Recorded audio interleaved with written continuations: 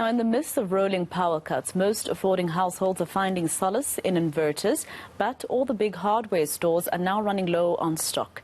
Is there enough supply to meet the demand? Our reporter Lethiwe Mdluli is in Durban finding out. Lethiwe, I see you are next to solar panels. Which one is cheaper, inverters or getting solar panels?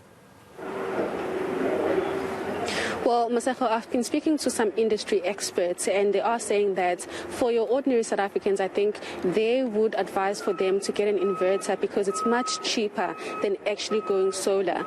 But they are saying that the demand for inverters has gone up in the last 5 years, meaning that many South Africans are actually opting for these inverters because of the energy crisis that we're currently facing in the country. I have been speaking to electricians as well who are actually being trained to install inverters because according to these experts, installing an inverter is a very specific process on its own. So a lot of electricians in the country need to learn how to specifically install it and receive a certificate rather for installing those inverters. They are saying that over the past 5 years they've seen a lot of South Africans opting to go the inverter route, but it's not for any ordinary South Africans because of the amount that they will have to spend getting these inverters. Your hardware stores would be selling them for about 7,000 Rand, but if you want to make an investment, you'll have to look at saving at least 40,000 Rand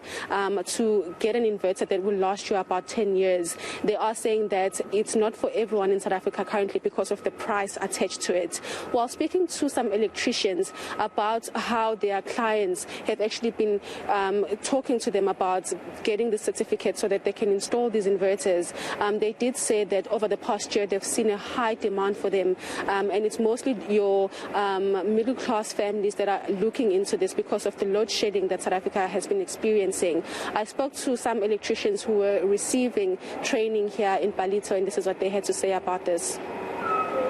We've had between 2,000 and 3,000 people, and there's a reason for the between.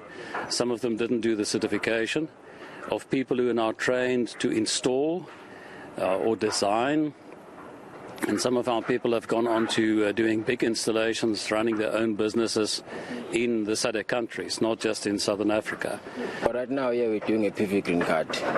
Now I feel like I need this change because, as if you can see now, the problem with the load shedding and whatsoever.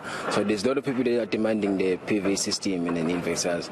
So now, as a qualified electrician, we also need the qualified certificates from a PV green card. So that's the reason why I'm here, just to get a PV green card. We are so busy at the moment and people are just wanting more, and with the load sheddings that's happening now, it's not going to stop and people will be buying more alternative energy. But Lethiwe, looking at the reality of our economy, joblessness in our country, it's not really easy options to have to choose between inverters and solar, right? Even though they tell you that you can. I mean, 65,000 Rand for the inverter that you showed us earlier. It's easier said than done. Yes, Masako. So for your ordinary South African who's not getting that much when it comes to their salaries, this is kind of a luxury for them. It's something that you'll have to invest over time for. But for those people who are able to get their inverters, they're looking at spending close to 50,000 to 100,000, depending on how much energy you need for your house. So for a very small inverter, you're looking at maybe having 3 lights on in your house, having your Wi-Fi running during load shedding, and also having a few appliances running.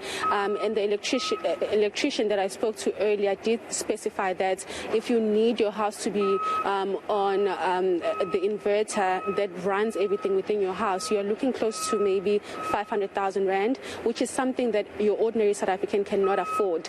But for those people who are looking to have about 2 lights on during load shedding and having your Wi-Fi on so you can continue with your work during the day when there's load shedding, you are looking at spending about 20,000 Rand. It is quite a steep price for your ordinary South Africans, considering the economic outlook that we're facing here as a country. So it's not something that every South African can afford or get. But for hardware stores, you're also looking at maybe investing about 7,000 Rand for the smallest inverter rather that you can find. But for those inverters, they're not going to last you long. The industry experts that I spoke to are saying that you're looking at about 3 years, if not 2 years. And load shedding is our reality. I mean, we've been with it for about 14 years. But thank you very much for that report, Lethiwe Mdluli. I mean, the solutions are there, but it still remains whether or not you can afford it. I know I can't afford a 65,000 rand inverter, so I guess I'll have to stick to praying for Eskom.